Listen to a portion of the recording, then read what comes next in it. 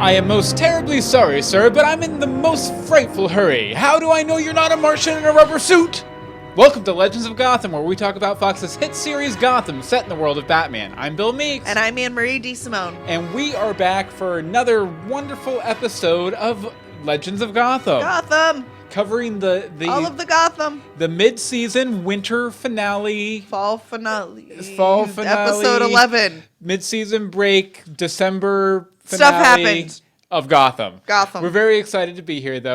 Gotham. How you doing tonight, Anne-Marie? Oh, I'm hanging in there. How about yourself? Good. I like that we're both wearing Batman shirts. Of course. And you know who else is wearing Batman shirts? Batman? All our wonderful chatters over here at live.universebox.com, 8:30 p.m. EST on a Tuesday night. Tuesday. Yeah, we have, let's see, Michael Lucero, Wynn, Mary H., Bobby. Nice. Bobby, all sorts of people. Thanks, guys, for coming by. All sorts. And normally, we end up, we were talking beforehand, we end up picking up soon after The Flash, Arrow. I'm not sure which one is done with their normally on their right now. broadcast. So that's fine. But, you know, we did want to mention that, yes, we are covering the season finale of Gotham, or the mid-season finale of Gotham. Yes. But there is something we wanted to mention for next week, Amory. Why don't you tell them? Yes. Next week, we will be doing a podcasters roundtable with the guys from the 21 Network. Yes, Which podcast? After Gotham. After Gotham. There's a lot of podcasts, guys. Yeah, to Chad keep Perkins it all straight. and David, I believe, yeah. So we're really looking forward to that. It'll be a good time to be had by all. Yeah, and if you've never checked one of these out before, basically what we do is we hash out the entire season, or half season so far, with our good Gotham buddies. And Bobby in the chat room asked, do Underoos count? Do Batman Underoos count? And to which I give this face. They make those for adults? They do. I guess. Target. Good. Everything is at Target. Well, and Walmart. Most things. Yes. You know what? We're not on Target, so I think we We're should stay not on Target. Okay. Why don't you hit us up with our rhyming, riddling episode summary? Also, make sure to come here next Tuesday, December the 8th, 8:30 p.m. EST, live.universebox.com for a big old honkin' time. Anne-Marie, take it away. You sure? Okay. No. What does the Order want with Bruce Wayne? A blood ritual to kickstart their reign. Where will Jim Gordon hide out from the feds? An apartment on Grundy, rented by Ed. Has Batgirl begun? Check Leslie's belly. Will a Wayne murder show up on the telly? Will Theo fall before completing his climb? What happens when justice is worse than a crime? Worse than a crime? What? Anne-Marie, what'd you think? That was amazing. Yeah, it was pretty That good. was pretty amazing. Minus the baby. The baby? Minus the baby. The metatextual baby? Stupid baby. Stupid. What do you have against babies? I don't. This baby, however, I do. No, I think you know, a few weeks back you were talking about punching babies and slapping babies. No, I'm sorry, that was you. No, it was you. I know punching and slapping the babies. No, that was all you. Okay. Yeah, you know what? You're right. But Yeah. I think I've rubbed off on you. I'm a bad influence. No, that's me. As is Penguin on Jim Gordon, which is the first thing I want to talk about. Yeah, transitions are good. Oh, by the way, Mary H. asked, did we fix the wide shot? Yeah, For we now. fixed the wide shot. Yeah, the camera ends up freezing up at some point. But you know what? I'll keep it here for a minute. You can see my nice Batman shirt.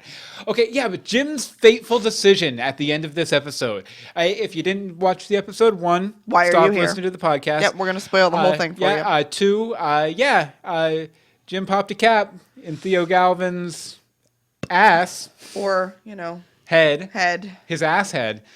What is that? I don't even know what that is. Oh my I wouldn't even speculate on an answer.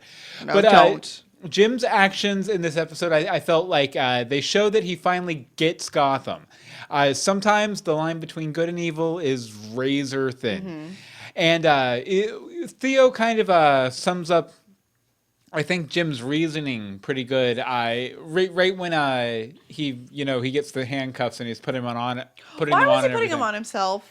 Because Jim had a gun on him and he didn't want to be shot, even though he got shot anyway. Okay. But that always confused me. Plus, he was like, okay, Jim Gordon's here. I thought I might be, Dead by now. sunk.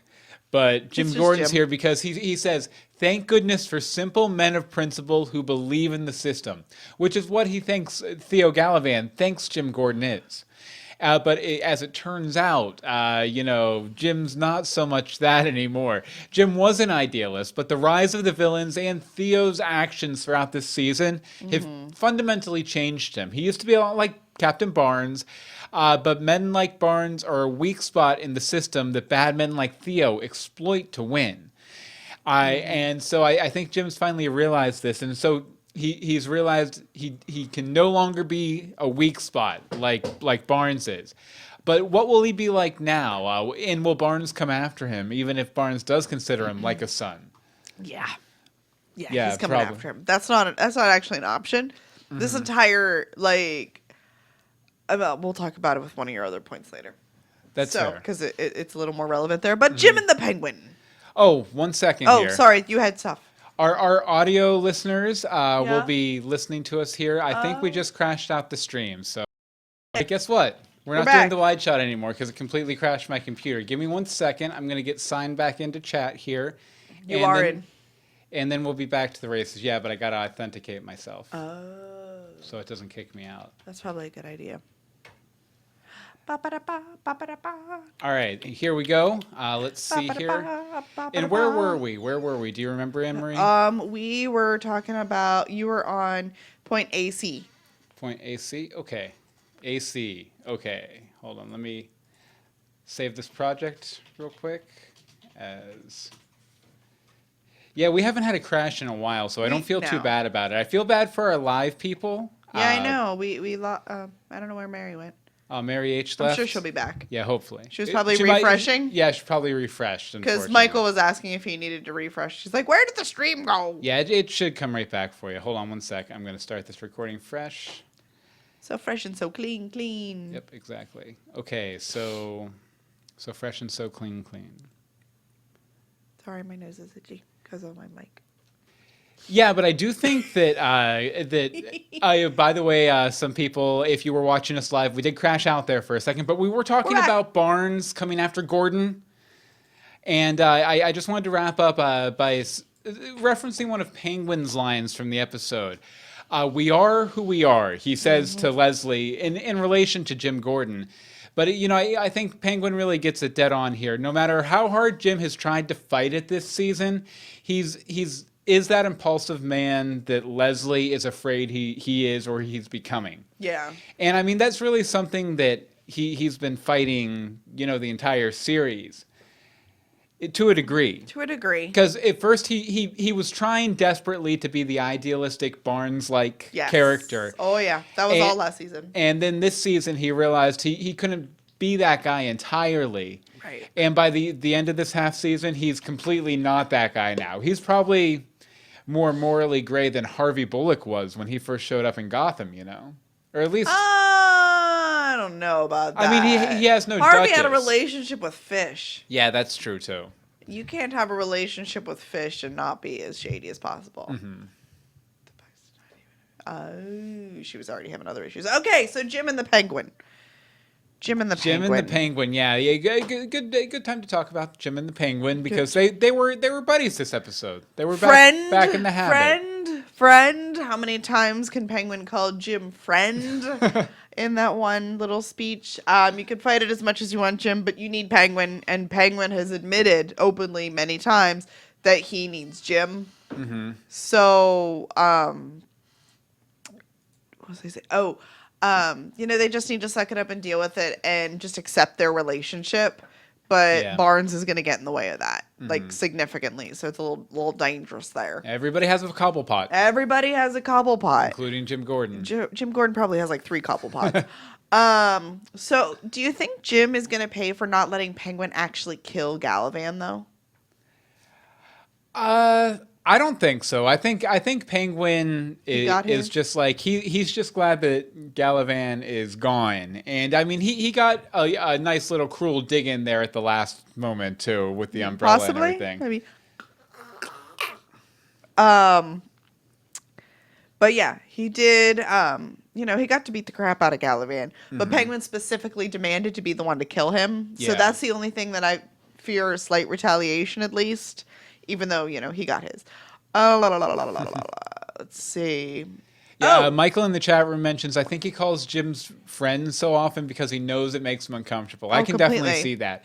It started out as like, hey, I want him to be my friend. And now it's more like, ironically, like rubbing his nose in my it. friend. Yeah. Yeah. Exactly. Let's see. And I can't believe that Penguin was just going to let Jim ride off into the sunset with Lee. Like, I mean, I get it. She's pregnant. We'll talk about that. Like, Well, I mean, he really couldn't stop him. Are you kidding me? Did you not see all the firearms in Ed's apartment? Yeah, but at the same time, he's hoping to use his connection with Jim in the future. So I mean, Yeah, I don't know. It just seemed weird. Although, But you know what I love though? what? When Jim woke up in the bed in Ed's And they're apartment, and they're singing, and Penguin's like, "Man, Theo roughed you up really bad." When last episode we ended on Penguin punching Jim in the face. Yes, absolutely. It was actually you too, Penguin. It was you too. But didn't Penguin say that he had a guy who would take Lee upstate and keep her safe? Yeah, Where's the guy? I'm assuming it was what's his name? The Not Gilzine. Gus or Nope. no, not Nope. Gus. Last week or 2 weeks ago or whatever. Dave, Drew, whoever the big Gabe! guy, Gabe! Gabe. That's it. All right, this is the name game. Gabe. See, I didn't think it was Gabe. Oh, really? No. Well, yeah, he probably needs Gabe. Yeah, he needs him. I think there was just like another dude. Mm-hmm. So meh, just meh. But yeah, I still think that Lee, even with the whole pregnancy thing, should not be with Jim. Like at all. We'll talk about that. Oh, we have that coming up. We do. Okay. Next. Indian Hill. As we know, we've been tracking this for a few episodes now. Mm-hmm. This big Indian Hill revelation. It's kind of been coming more and more into focus at the end of this episode. Because we're not talking about things in order that they happen in the episode. We're talking importance. We try to. Fish Mooney in the test tube in Indian Hill. That was definitely Fish. So It was meant to be Fish at least. she's alive and well or dead and well. She's or dead and well. Somewhere Yes. in between, stuck in a tube just waiting for her comeback. This confirms that, Dr. Hugo Strange is working in Indian Hill and is going to be bringing dead and dispatched villains back to life. Right. It gets me thinking, yeah, we're probably going to get a return of Fish at some point. Yep. Fish is not fried. She's baked and ready to go. She's poached. She's poached. She's poached. But I wonder if Jerome can't be far behind. Oh, he absolutely is. He's absolutely. And we had speculated on this based on Corey Michael Smith's tweet a few weeks back, but it really feels like he could be. Although, now it's time to look at this Joker, because I was thinking. Okay. We didn't sing the song. Look at this But this Joker. wasn't the spot. Okay, look at this Joker. Look at this Joker. Yeah, look at this Joker. I didn't This put is like it the on worst the Look at page. this Joker Yeah. song. Well, it's kind of the worst Joker theory ever, too. Just because I was thinking, if Jerome doesn't come back, maybe he stayed on the slab too long. Very nice insignia on your forehead. I there. actually should put it here to cover up all my pimples on my nose, but I like it on my forehead. But, oh, yeah, maybe he stayed too long on the slab. Maybe they didn't get him down to Indian Hill on time. I was thinking if Jerome doesn't come back as the Joker, Theo Gallivan was quite a big fan of Jerome's stylings. And he's very tall and lanky, just like the comic book Joker. I feel like Theo, with this weird resurrection that Hugo Strange is going to put him through eventually, could potentially be a Joker. I think it depends on what kind of reincarnation process there is. Yeah, very true. Okay, can you hold on for 1 second? Can you give me a little background on Mr. Hugo Strange? Like, what is his deal? He's Just a mad scientist? Yeah, your basic mad scientist archetype. Okay, well then, so he could just be bringing the people back. He's not necessarily. Oh, here we go. This is Watch Bill Google things. Well, I figured I'd pull up a little extra information, but go ahead. with Yeah, your thought. like I didn't know if there was like something he typically does to his creatures or not? It's all just very weird, psychological, medical experimentation, all that kind of stuff. And Mary H in the chat room says, "Yep, that was Fish, but not Jada. The head Yes. definitely looked bloated." Oh, yeah. But it was out of focus enough to where they were cheating, obviously. But They had to. I mean, I don't think they would put Fish in the tube there if they weren't planning on having Jada back to play the part. They have to. You know, They absolutely have to. At least like a one-off episode, or like she comes back to life and then she gets killed again or something. That'd be kind something of fun. ridiculous. But yeah, he's basically just your basic mad scientist archetype. What's that? They're talking about the butterfly. Oh, the flying out of Barbara's mouth. Things fly out of Barbara's mouth all the time. It's just a thing now. But Bobby said the butterfly might mean that she will emerge from the coma and only remember before the ogre. That would be interesting. How amazing would that be? To where she completely turns around, and Jim with the baby on the way. That would be bad, right? Definitely. Yeah. That would be a lot of drama, a lot of complications, and as I mentioned before, speaking of dead Theo Gallivan on the slab. Yeah. I love Penguin's first use of an umbrella. umbrella as a weapon. Yes. And I also, they were talking in the chat room when we had our little crash about Penguin's outfit too. It was so comic book Penguin. It was nuts, like with the feathers and everything. I love the feathers. The only thing he was missing was the monocle. Honestly. Oh, it's coming. Yeah. I think it's almost by the end of the season we get the monocle. Well, doesn't that promo picture they released of Penguin's daddy, doesn't he have a monocle Somebody in it? has a monocle. I just like to say monocle. Monocle. What do you think about the Indian Hill stuff? Do you how do you see that going next half season? Oh, I have no idea. Wait, hold on. What's Mary say? My question is, who is the coroner sending the people to Indian Hill? Lee? That makes you wonder about her. Nah, because she wasn't even at work when that was happening. Yeah, I think it's pretty much they intercept these bodies and then take them Possibly. to Indian Hill. Yeah, I'm intrigued. I can't wait to see where it goes. I have no idea where this is going or how this is going. I can't believe you're having so much trouble finding that.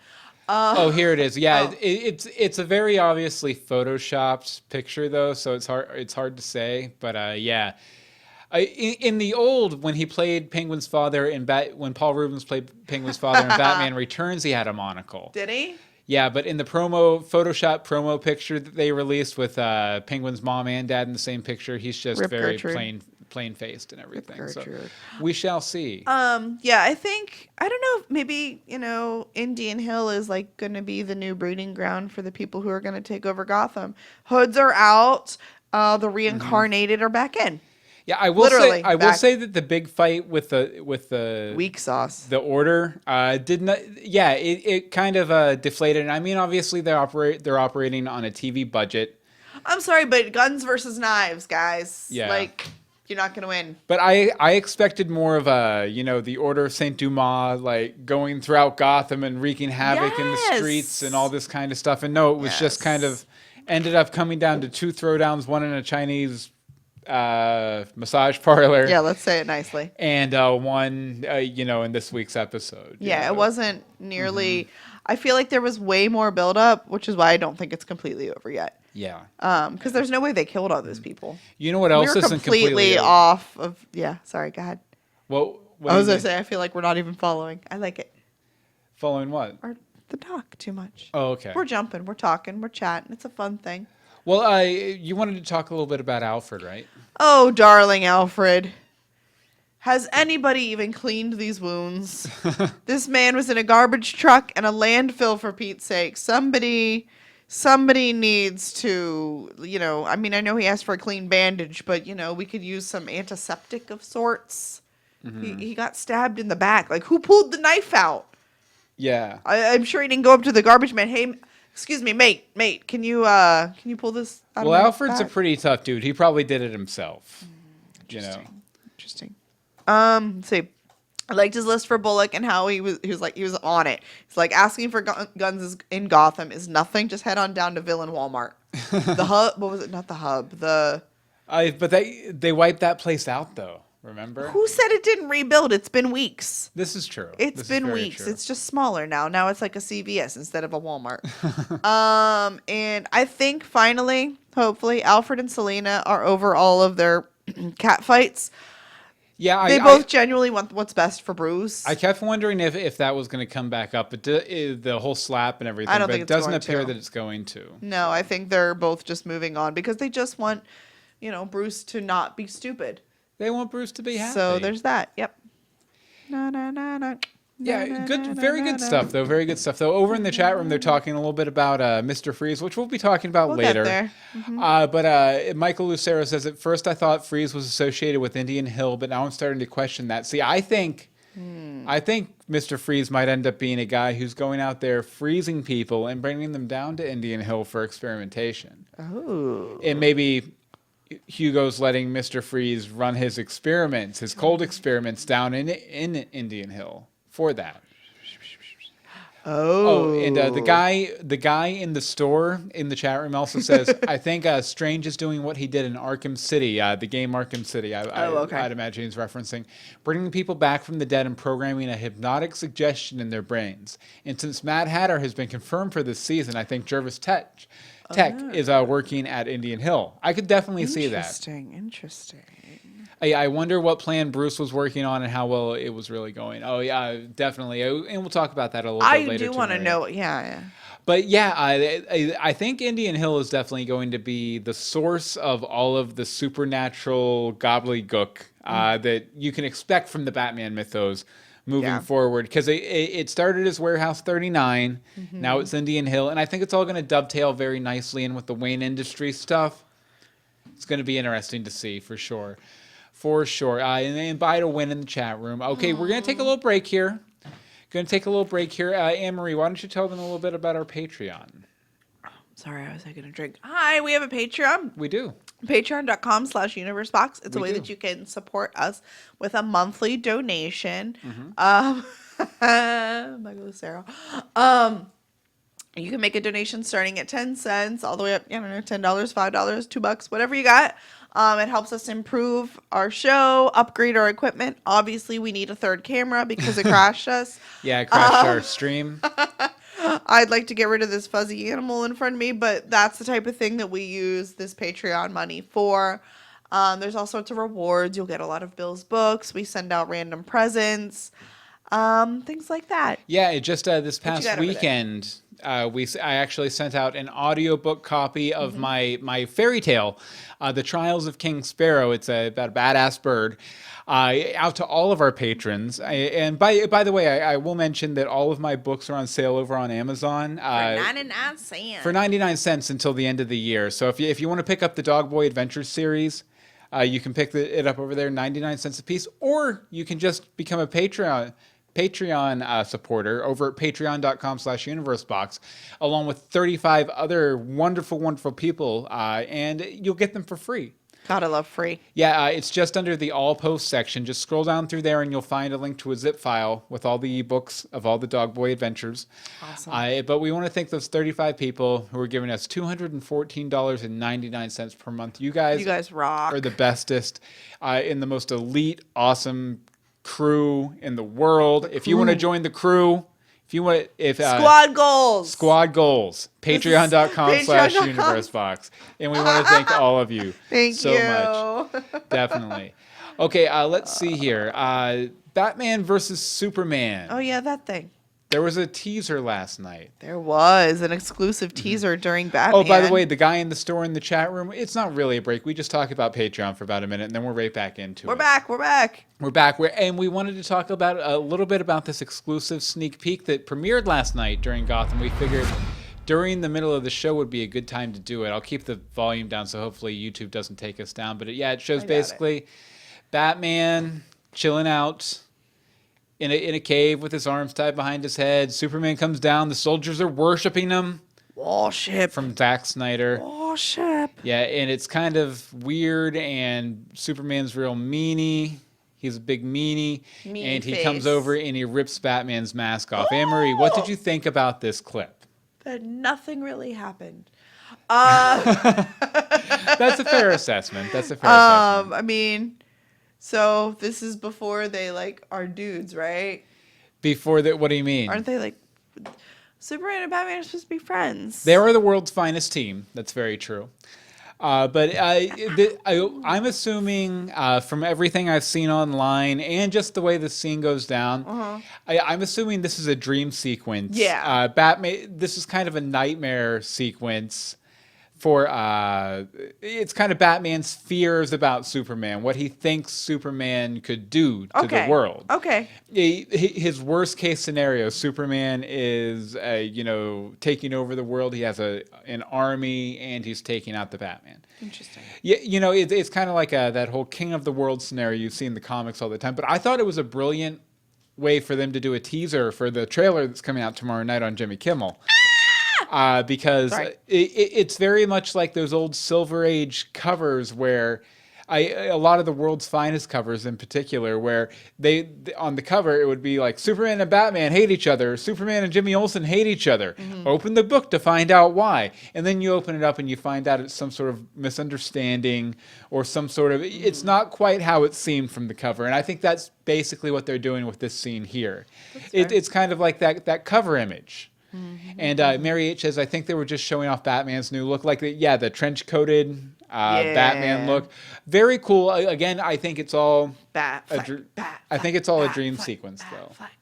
That would be my guess. Yeah, I thought the dream sequence. Oh, hey, Marcella. Oh, Marcella says, I thought it was a dream sequence. Well, every time I see the super soldiers, I can't help but wonder what is going on. Yeah, and I was kind of thinking that maybe Superman... Because there was a little bit of a clip of that in the big trailer. Yeah, in the big trailer. And I was thinking, maybe Superman's coming in there to be like, hey, no, don't worship me. But I think at this point, it's more, again, Batman being like, Yeah, exactly. Like that. That's good. But yeah, any other thoughts on that? No. Nope. No. Speak now or forever hold your peace. No, I think that's... I think we will definitely be talking about the full trailer next week in depth on our Podcasters Roundtable. Yes, sorry. For sure. Okay, so let's get back into talking about Gotham. All right, Gotham. Okay, Lucius Fox. Yay! Had a big showing in this episode. A great big showing. He's back. Yeah, he's also, I think, more so than the previous episodes. He's a lot more defined in this episode. He's basically the smartest man in Gotham. Yeah. I think. Yeah. First of all, how long was he down in that cave? Like, was he down there the entire time Theo was there abducting Bruce Wayne? He had to have been. Like, again, they really need some better security for Wayne Manor. Yeah. Because, windows are left open, Cat sneaks in all the time. Lucius Fox is right behind the fireplace, and he doesn't know that Bruce Wayne's been abducted. But apparently he did fix the hard drive. So there's that. Yeah, I'm guessing we're going to see, what was up with that hard drive in due time. I can't wait to see that. But you looked like you had a quizzical I was just reading. Okay. Just reading. That's fair. I also love that after Gordon, Alfred, and the others told Lucius they didn't need a backup plan because they're so awesome, he went ahead and found one anyway and prepared for them to fail anyway.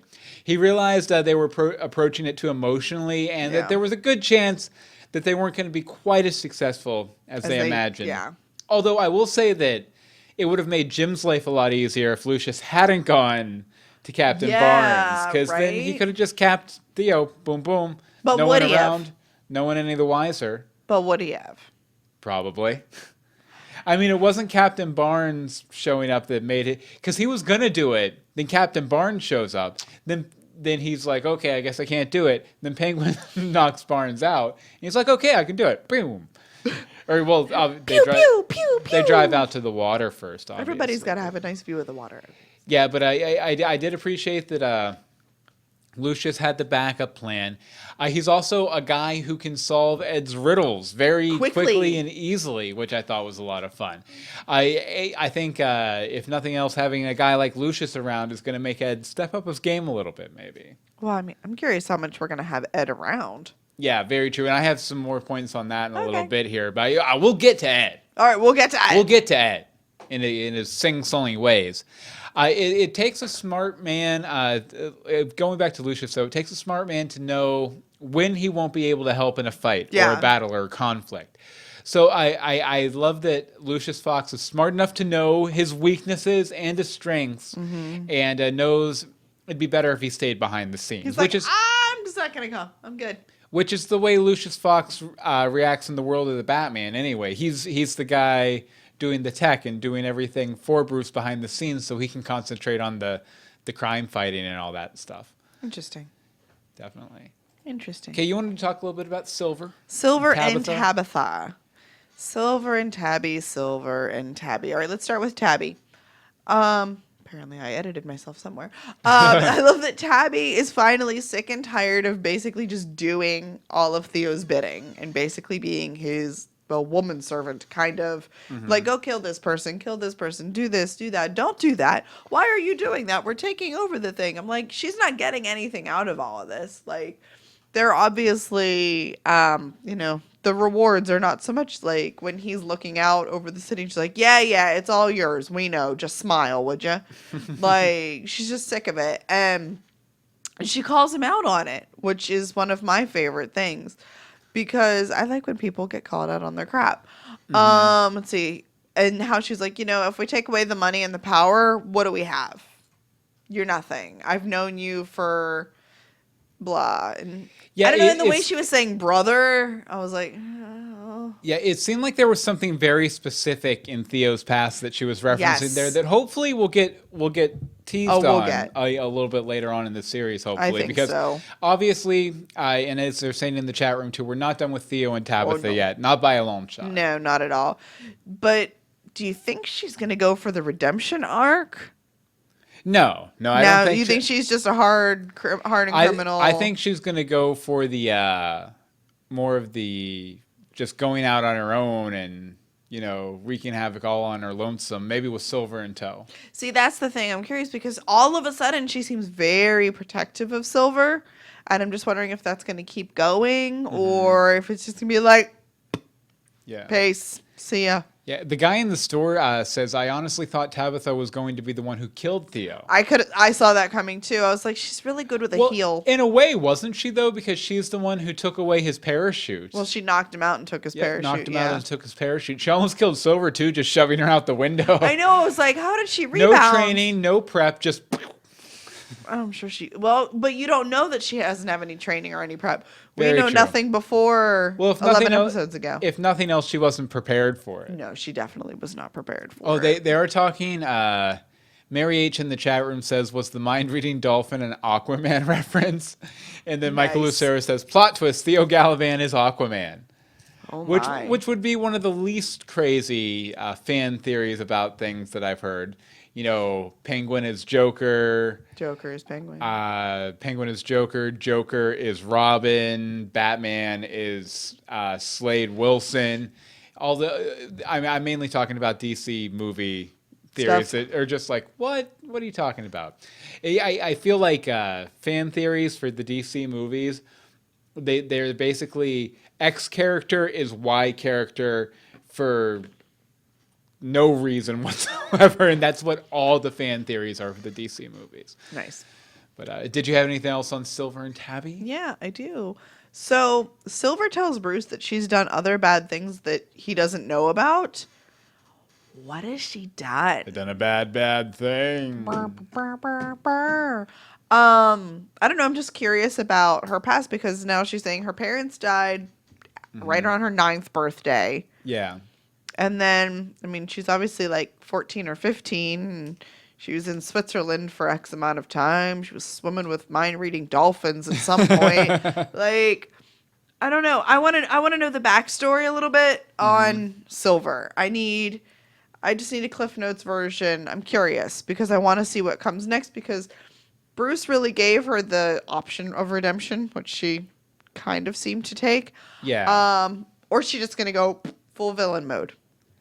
I think she's probably going to lean more towards the redemption part of it. And I think she's done bad things, but not horrible things like one might think. I don't know. Maybe she killed a dude. I'm not sure.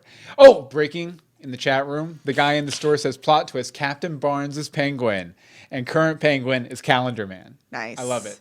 I absolutely love it. Also, Michael Lucero says Captain Barnes is the Thing from Fantastic Four, which is very true, actually. He's also the dad from No Ordinary Family. Nice. And The Shield. Mary says Tabitha's a little protective of women. If that had been a guy, she would not have batted an eye. Which is true because she was very protective of Barbara. Very true. And here we just thought it was because that was her plaything.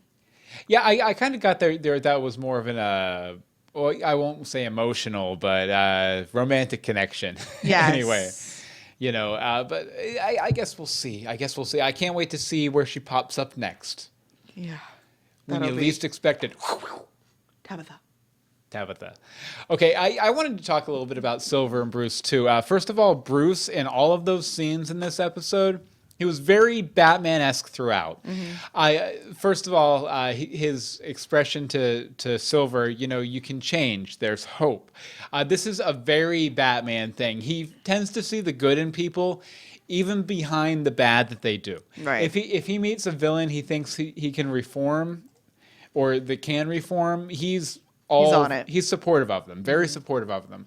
It's the same reason he kisses her at the end, because he wants to give her a fighting chance to turn it around, and he knows if he doesn't, she's either going to be out on the streets or dead. Yeah. But Batman is very much he'll even like through Wayne Enterprises, he'll give a guy a job, like a crook on the street. He'll give him a card. So go talk to this guy, usually Lucius Fox at Wayne Enterprises. He'll give you a job. That sort of thing. If he sees some hope in somebody. Yeah. And also, I thought it was very Batman-esque that Bruce had a backup plan if the cavalry hadn't shown up. Yes. It might have been bravado. It might have been, him just being like, yeah, I had a plan. Whatever. I didn't need you guys. But I don't think so. I think he probably had some ace up his sleeve. What I was thinking actually is when they did the fake breakout. Yeah, the fake breakout. She shoots the dude. She drops the gun, and then the next we see pick up, they're running in the hall. He had the gun. I think Bruce probably scooped up the gun and put it under his robes. But how? It was a full-length dress. Yeah, but I mean, he could have tucked it. Yeah, but how would he? I don't know. He might have had underwear on or something. I'm sure, but accessing it with his arms tied behind his back, attached to a iron pole. I'm just saying, if he did have a plan, I feel like that was the plan. I feel like he snatched the gun from the monk dude, after Silver dropped it, the monk dude's gun, and he might have had it on him. Also, he might have been planning on talking Theo Galavan out of it, but I don't think that would have worked, actually. Okay, let's see here. More Batman stuff. The risk of death making him feel alive, which is a very Batman thing. And the whole, and I know you guys were talking about this in the chat room earlier, but I know I had a point coming up on it. The whole obsession with owls. So is this a family thing connected to Wayne's Court of Owls, the number 32, the moon in the second house in the court of owls? It's all coming together. Conspiracy Theory. It's bound to happen. That owls reference had to be kind of like a little court of owls jab. Although it would have been, I would have preferred if he had said his favorite animal was a bat. But, that's just me. Nice. Conspiracy. But yeah, a lot of Batman-esque stuff from Bruce Wayne throughout. Although he didn't save himself, like I said I wanted him to last week. Yeah, that would have been nice Sadly. to do. From the chat, Mary says, I see Tabitha forming her own group of assassins that are all women who target abusive men. And the Firefly girl joins in. And Marcella says, that sounds like something Kat could get in on. Oh, yeah. Yeah, on the one hand, I see the inclination. On the other hand, I don't think Tabitha is that altruistic. Nah. I don't think she's that protective. I think she's more self-interested than that. That's what she even said. She's like, I got to take care of myself now. Yeah. I feel like I could see Kat doing that. I feel like I could see Firefly chick doing that. I don't see Tabitha leading that charge. No. I could see Firefly leading that charge. Yeah, definitely. Oh, baby. Oh, baby. Hashtag oh, baby. Hashtag oh, baby. Hashtag Gorkins for realties. Oh. Boo. Hashtag I'm over Gorkins. I want Gorkins to be over. It felt like they were going to be over. I am pregnant. You look like the most miserable pregnant woman I've ever seen. And I've been a miserable pregnant woman. Mm-hmm. Like, I don't know. It's weird because they seemed, I mean, I know it's, acting, that they even seemed ready for the whole Gorkins thing to be over. Yeah, I was pegging this whole relationship not to last the half season. I don't know if it's going to. Yeah, because I guess I mean, we didn't hear her say yes. Very true. Very true. We did not hear her say yes. So we have that. I don't know. I just thought it was strange seeing as how the reality is she's pregnant with his baby and they're getting married. Mm-hmm. Michael Lucero in the chat room says, so is Batgirl now Leslie's child instead of Barbara's? I'd actually vote probably maybe. But then I think there's also some versions of the story where Batgirl isn't even Jim Gordon's real daughter. But I'd have to look at that again. Interesting. But I do think it could very well be Batgirl in Leslie's belly, which is really weird. Why?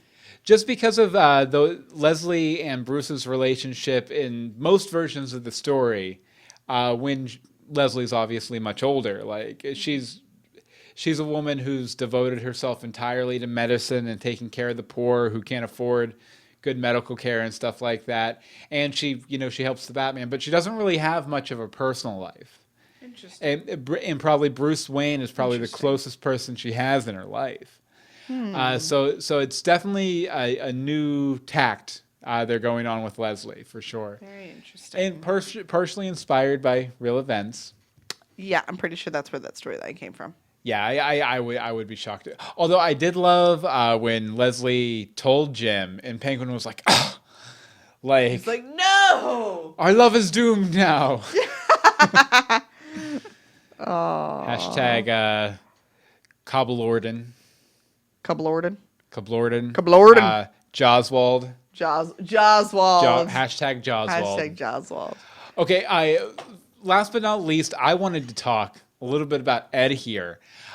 First of all, a lot of revelations with Ed, but almost no room to really address them because the rest of the characters are too busy dealing with Gallivan and Bruce being abducted and all this craziness going on to deal with Ed revealing himself as an associate of the Penguin. He's completely exposed himself here to multiple characters, to Leslie, to Bullock, to Alfred, to Jim. Mm-hmm. Everyone but Barnes pretty much knows that Ed's up to no good. Go ahead. And that's why he's safe. They're all there too. Yeah. They all are literally doing just as much or more than he is.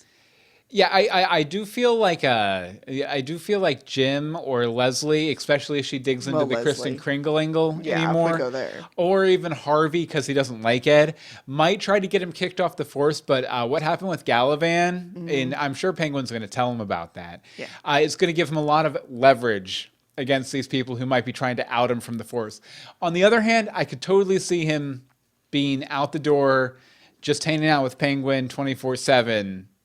As the next half season picks up too, it's one way or the other. I did enjoy that his little giggle gave him away to everyone, to Harvey and Alfred and Lucius and everything because it was very intentional, and it points again to that side of him that just wants to be caught a little bit and wants to see how far he can push the line and how he gets excitement from that.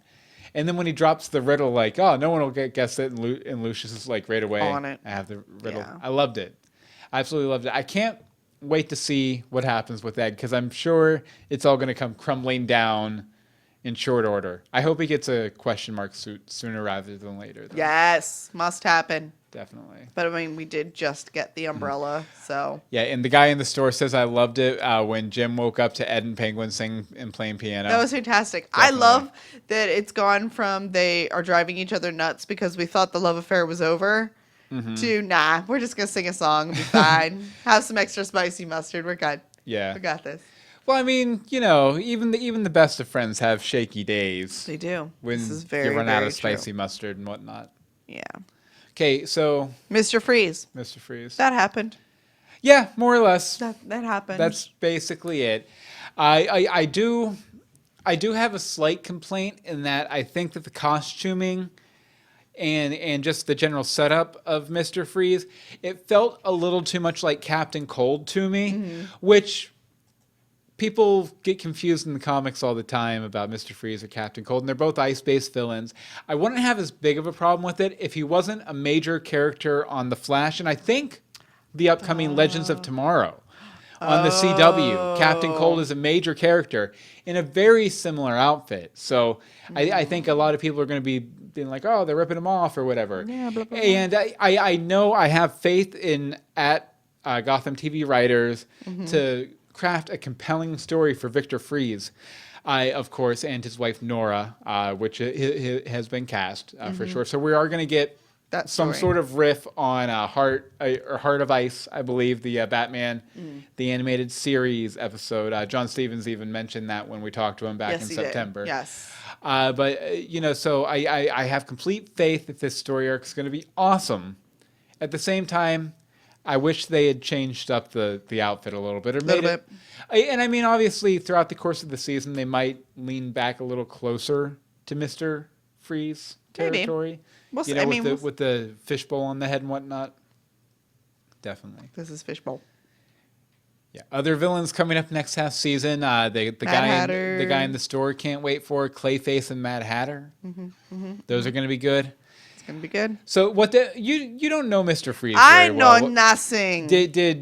So that didn't leave any impression on you at all? No, because not much really happened. Yeah. He chased a guy in an alley and froze him. Ta-da! It was more just a big tease. Yeah, it was just like, hey, look at this.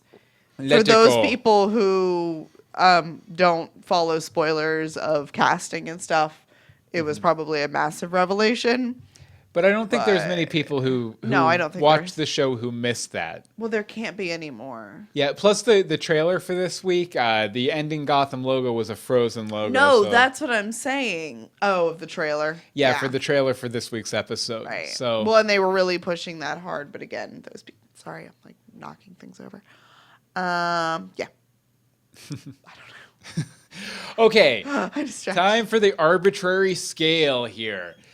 Let's see, out of 665 throat umbrellas, how many throat umbrellas do you give this episode, Anne-Marie? 652. Why? Because it was really, really good. But there's questions. Also, baby. The baby. The baby. The baby. The really. baby's your big complaint? The baby's my big complaint. Yeah. Yeah. But I love the team up of all of, well, in essence, the heroes and Penguin going to save Bruce. Bobby gives it 672 throat umbrellas. Oh, hey. That's pretty extreme. Pretty extreme. Michael Lucero gives it 642. And you know what? I'm gonna give it a lower score than other people might. I'm gonna give it like a 640 throat umbrellas. Oh, okay. Even lower than Michael. Just because I felt like it was a little not bombastic for being the mid-season finale, a little more calm and cool than I expected. Yeah. Not that I disliked it by any stretch of the imagination, but I thought it was a little under the top instead of over the top. Right. But I liked a lot of what happened in it. And if nothing else, I'm really glad that it felt like the end of a chapter. It felt like I don't know if they're going to be going with the Rise of the Villains branding in the second half of the season, but it felt like if they don't, we got a complete story out of Rise of the Villains. But again, I know we're going to be getting characters coming so back, many more, yeah. and it's going to be crazy, crazy pants and everything. But I'm going to give it I figure give it 642 just because I've been giving crazy high numbers for the past several weeks, and I was like, might as well give a little bit of a lower one since I was slightly disappointed by a couple of aspects. And I also felt that I thought they spent too much time on the Bruce and Silver stuff. But again, I did enjoy what they did there. Right. I just thought maybe they could have shaved a minute or two off of that Yeah, a whole little bit. section. I didn't need a story about dolphins Yeah. or birthday parties. Mind-reading dolphins. My dolphin read The guy my in the store gives it mind. 660 throat umbrellas. Mary H gives it 661. taking a point off for the shot at the end. Didn't like Jim's dark turn. Marcella gives it 655. Throat umbrellas, not bonus points. For Bruce starting to learn the art of mind games. And let's see here. Yeah. Rise of the Umbrellas. Rise of the Umbrellas. Rise of the Umbrellas. I think the umbrella is Aquaman, says Michael Lucero. Yeah, I think we have an episode title. Rise of the Umbrellas. Rise of the Umbrellas. Done. Which is good, definitely. Yeah, I really loved it. I can't wait for more, but we're gonna have to wait until March for more. Sadly. Now on to the news. News. Both Gotham and first up the ratings. Both Gotham and Supergirl improved on last week's ratings Monday night, with Fox's show rising 0.2 and CBS's Rookie ticking up 0.1. For the first time, Gotham, which was airing its fall finale, tied Supergirl. I think that's important. I So think that's, Superman v Batman right now?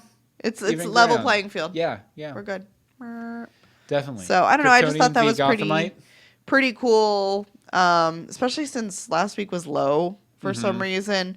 It was nice to see that extra up because we were only down 0.1, I think, last week. Oh, it's in the chat room. They're saying it says Rise of the Villains in the season 2 logo at the end. Oh, yeah. And the promo showed Gotham frozen over with Rise of the Villains on the bottom. So I think it's season 2, Rise of the Villains. Like this felt like the end of like book 1 then. Right. It was definitely the end of the first half. Yeah.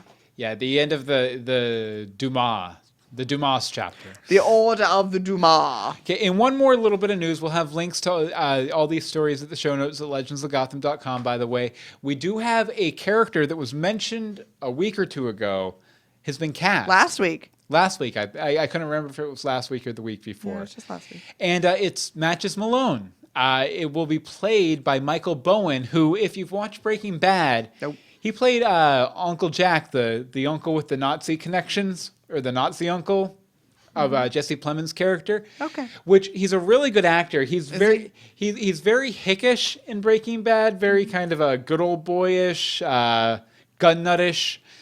So I'm interested to see how he does Matches Malone, but confirmed, Matches Malone is a real character that we will be seeing. Might have killed the Waynes. Who knows? Maybe he did, maybe he didn't. Maybe Silver just wanted him taken out for some reason. Right. Maybe the bad thing Silver did involve Matches Malone's. That would make sense. Could be. That could work. But he is cast officially for next season. And I'm very excited. Hugo Strange will be coming to so many new villains to rise, so many new umbrellas All of the to rising. open. But, we are going to be talking the entirety of season 2 next week with the After Gotham folks here, 8:30 p.m. EST Tuesday night, live.universebox.com. We'd love to hear your thoughts on the season as a whole. Now, you have a week to do it, so you don't have to run. You don't have to run. You may. You know what? Freeze. Take your time. Collect your thoughts. Analyze all of season 2. I have my notebook here I'll be going through. All of season 1 and 2 in here. But we'll be talking about season 2. Thank you for staying frozen, Anne-Marie. You can email us your season 2 thoughts for next week. As long as I could. Freeze. legendsofgotham@gmail.com. Twitter @legendsofgotham.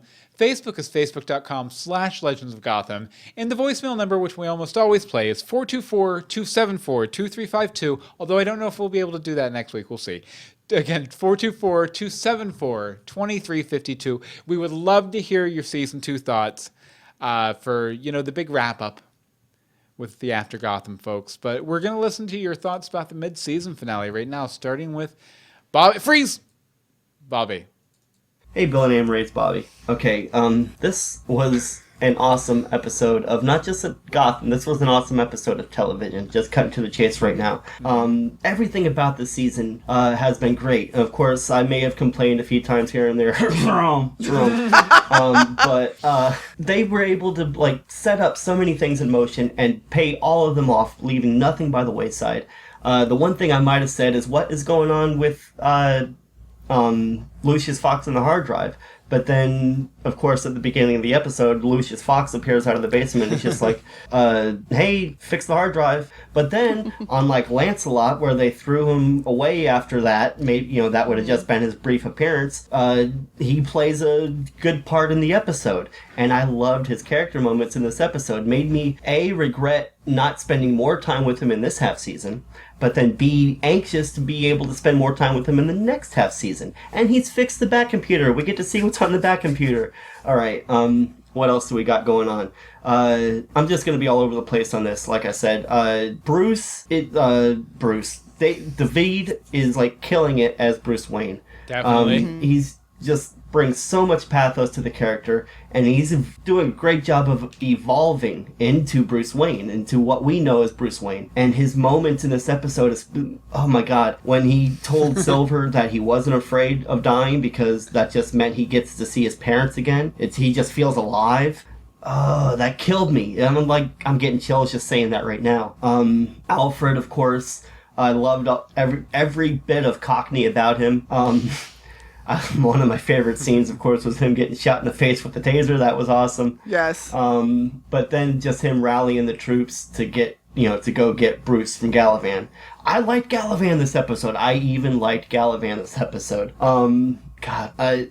Bullock, every moment with Bullock. What is sure as eggs? I've never heard sure as eggs before, but you're sure as eggs. I'll be saying it for a while now. And then another one of my favorite scenes is when he was, the whole stairs thing, and then he totally misses the fight because he's coming up the stairs, and then just as that dude's jumping at Jim, he shoots him, and he's like, that was a lot of stairs. That was an awesome scene. Oh god. And then, like I was saying, Galavan, like obviously he's not gone. I totally did not see Jim shooting Galavan like that. Oh, and Jim and Lee are pregnant? Didn't see that coming. Honestly, I did not see that coming at all. Although I should have, with the fact that she's actually pregnant in real life. And then I don't think they're going to name the baby Barbara. I don't think Lee's going to be down with that.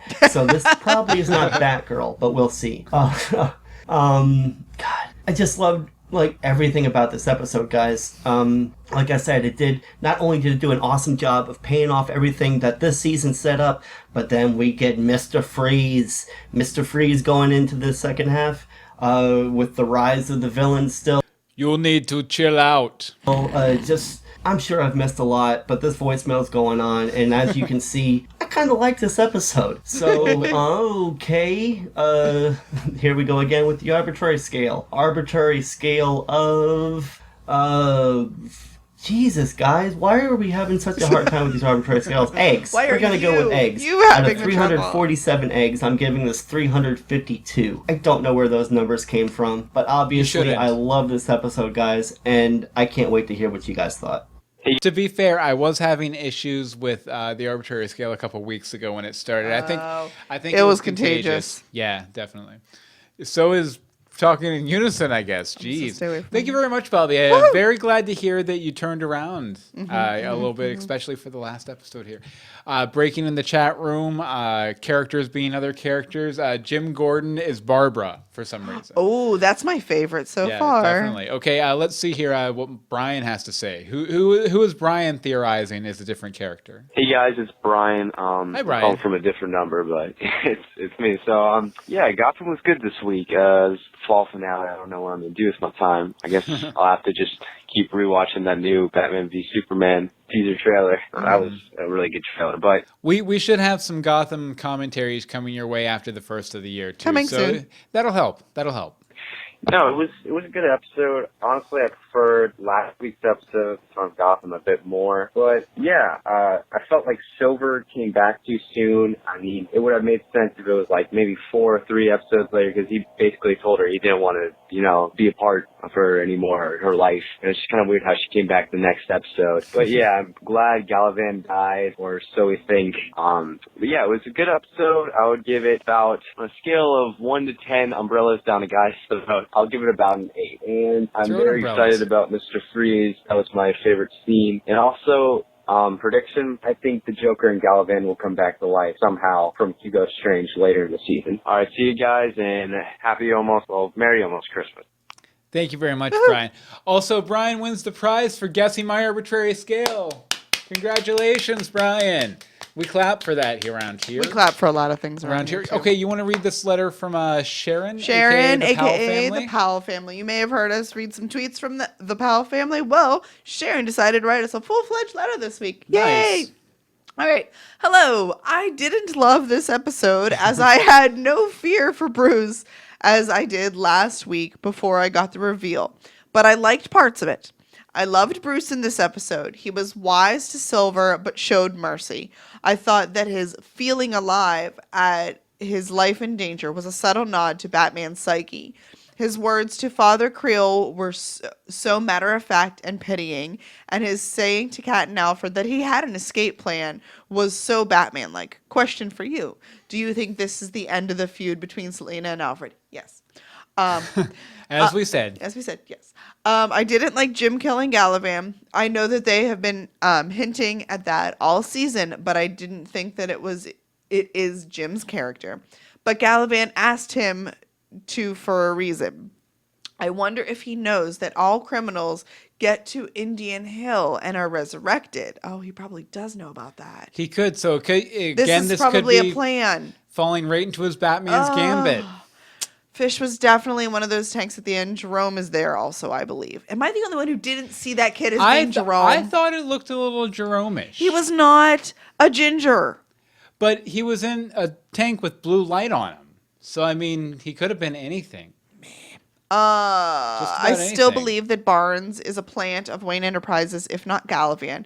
He almost had Theo in custody again, if not for Cobblepot. Loved his coat, by the way. Meanwhile, Lee will say no to his proposal, and I don't think this pregnancy will survive this season. 8 out of 10 silver tears. Thank you very much, Sharon.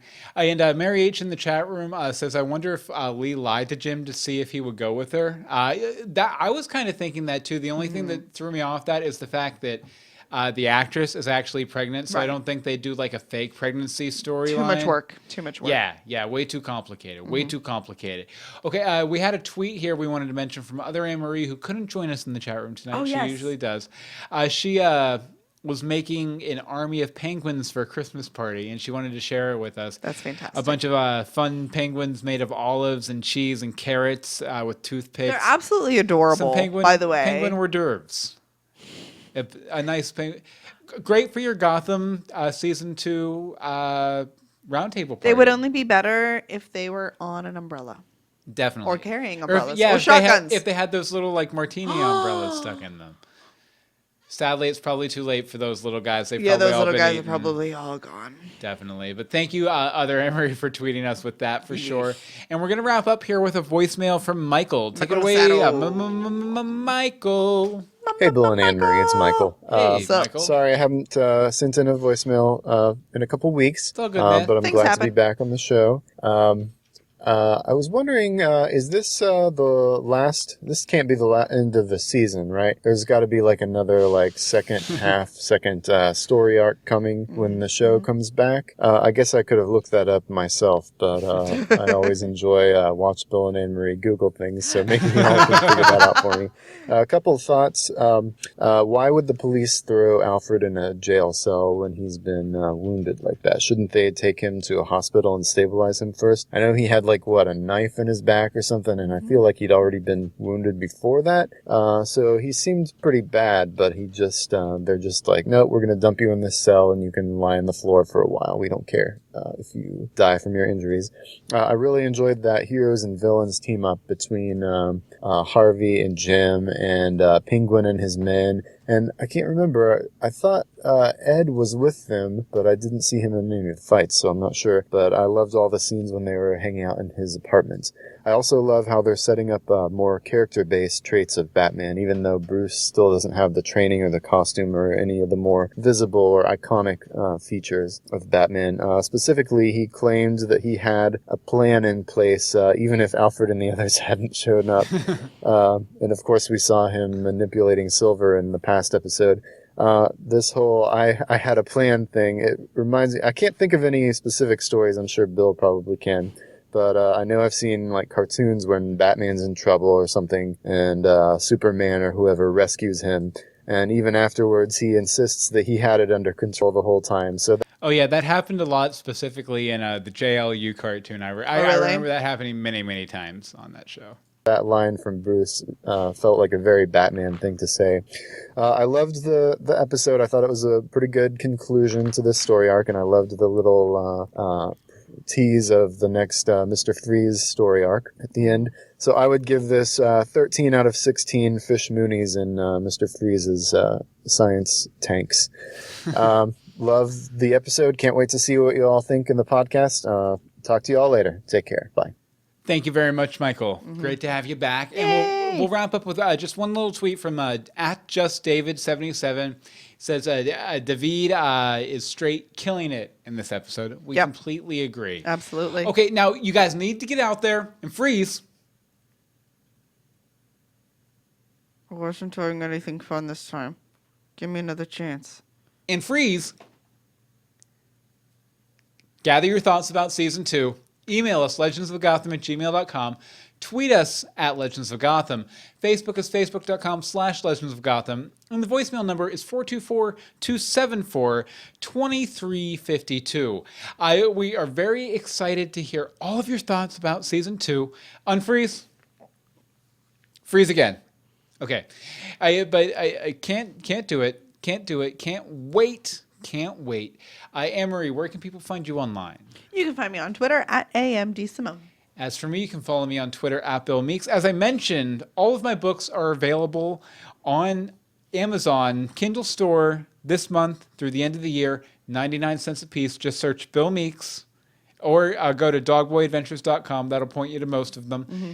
And you can follow all of our podcasts, universebox.com, this podcast, legendsofgotham.com, and you can play the home game of Bill and Anne-Marie Google stuff at google.com. we want to. This show is not sponsored by Google, but it could be. It very well could be if Google would call us. Call us, Google. Hey Google, leave us a voicemail at 424-274-2352. Yes, except just not during the show because we can't process them during the show. But we will play it next week. Totes, that guy in the store for sure. For sure. Okay, but I guess that about does it. So join us next week for more Legends of Gotham. Gotham. The Gotham Show. It's the Gotham Show. It's the Gotham Show. You gotta go in the know. That was fun. Even with the crash, I thought it turned out okay. Did you think it turned out okay, Anne-Marie? Yeah, it's good. I'm Freeze. Put him off screen. I love that. I want that to be a thing. Nope. Sorry, man. That's about it. Freeze. No. Google Trademark presents Legends of Gotham, a Google trademark production. Presented in high fidelity. High fidelity? Yes. What? Did you ever listen to old time radio shows? No.